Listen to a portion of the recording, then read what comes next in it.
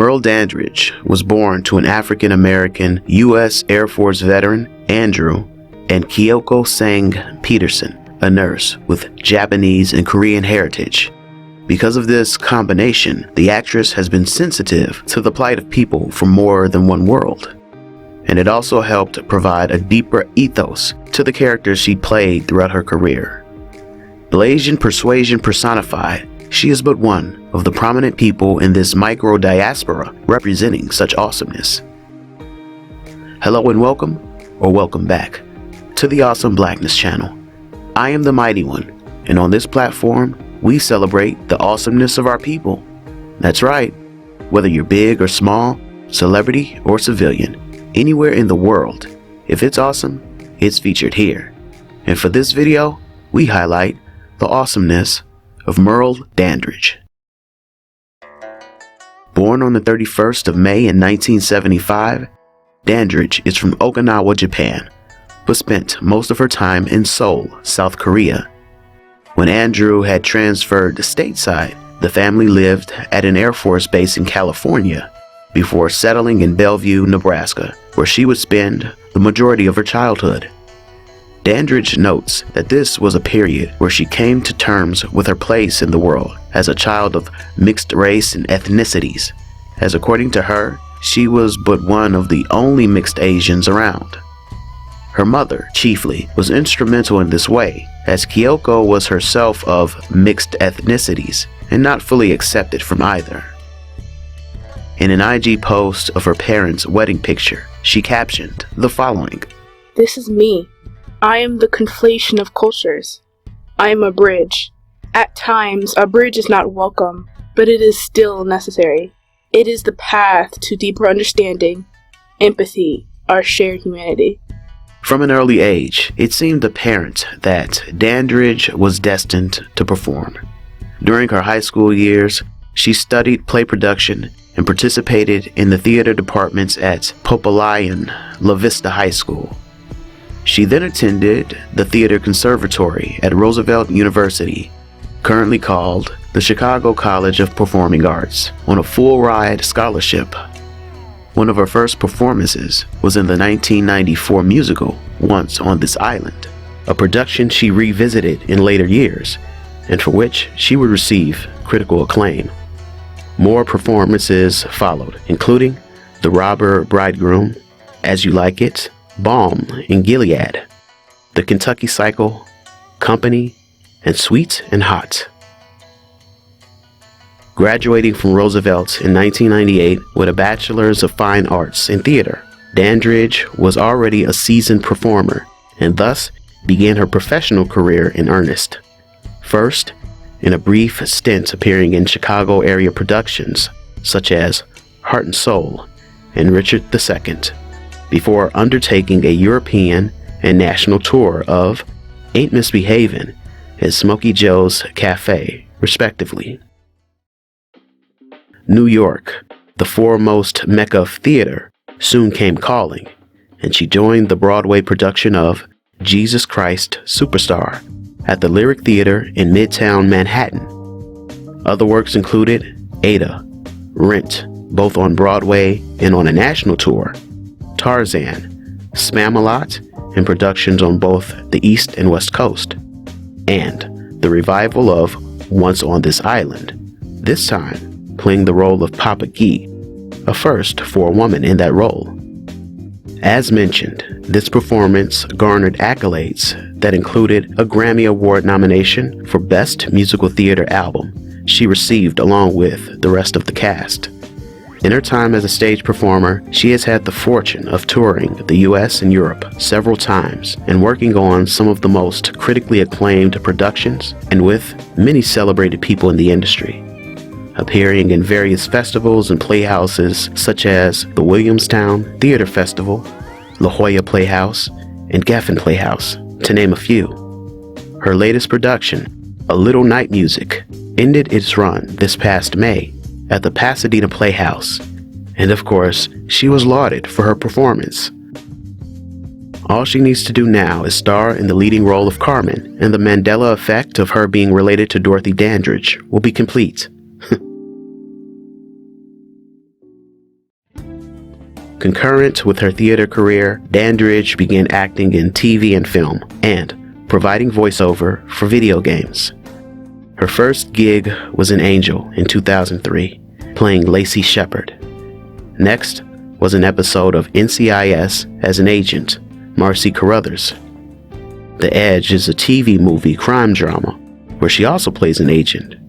Though there isn't much information available at the time of this video where I could find footage or even an image.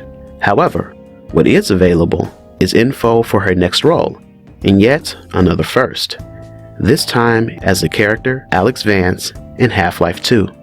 This garnered her cult classic status amongst players, considering the popularity of the character. Dandridge would land roles on Third Watch and soaps All My Children and Guiding Light, before reprising Alyx in Half-Life 2, episodes 1 and 2. Another TV movie, I'm Paige Wilson, seems to yield scant information, but it appears that it was an unaired plot for a show that was meant to be on the CW but was never picked up.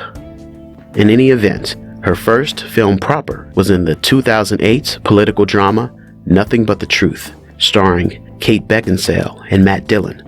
Fun fact, this also featured Queen Romana herself, Angela Bassett. I don't ever remember this being released in theaters, and that's because the production company, Yari Film Group, filed bankruptcy before its limited release in December of 2008, only premiering at the Toronto International Film Festival before eventually being released on DVD, though the critical reviews were mostly positive.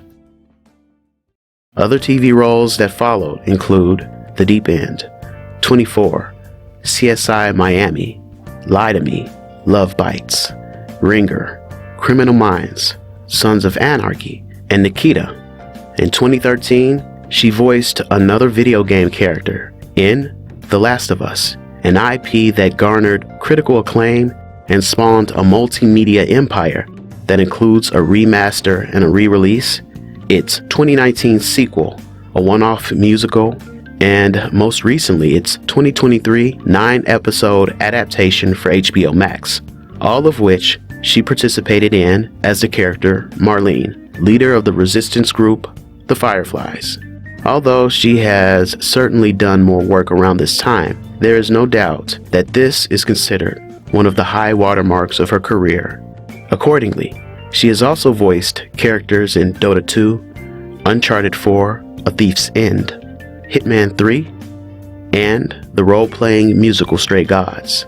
However, it was her performance in the game Everybody's Gone to the Rapture, where she was awarded with the 2016 British Academy Games Award for her work. Back on TV, she would have one-episode stints on Drop Dead Diva, Stalker, NCIS Los Angeles, Perception, Suits, and Rosewood. But she also had longer tenures on Starcrossed for 6 episodes, Night Shift for 16, and the series Greenleaf for its entire 5 seasons, 60 episodes. And this is perhaps where many know her from, as she portrays the estranged daughter of the leading characters, who are the bishop and first lady of a southern megachurch. She also had an 8-episode run on the HBO Max series, The Flight Attendant, 10 episodes on the Apple TV Plus legal crime drama, Truth Be Told, and a recurring stint, then turned main cast from season 5 onward on the Grey's Anatomy spinoff, Station 19. Dandridge maintains a relatively private life. Regarding her family, aside from her parents, as previously mentioned, Dandridge has 2 half-siblings and 2 who unfortunately passed.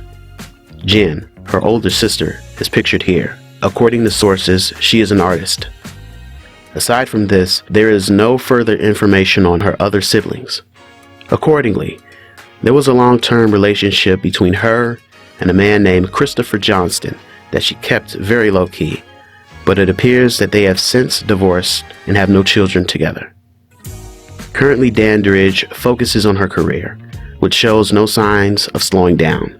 Alice's Wonderland Bakery is the latest project in which she participates, playing the role of the Silver Queen, in addition to the ongoing role in Station 19, as mentioned, Additionally, and spoilers for anyone who hasn't watched or played The Last of Us, considering the game series had a sequel, the adaptation essentially follows the same storyline, and most importantly, it has garnered enough critical acclaim that warrants its all but confirmed renewal.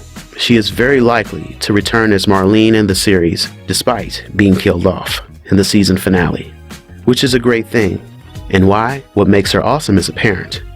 Dandridge is the result of harmony. Her art is conveyed through harmony, the harmony from which she was created, the harmony which she needed to actualize to become who she is today. As a result of this harmony, she has left an indelible mark on stage, television, and video games, and she is unlikely to change her course anytime soon.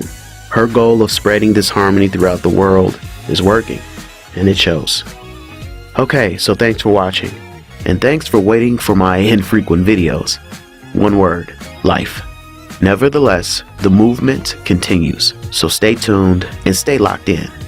In the meantime, if you like what you've seen here, you make sure you keep the love coming the best way you know how by liking and sharing. Get more people to like, share, subscribe, and click that notification bell so you know when I drop another nugget. And until then, stay awesome.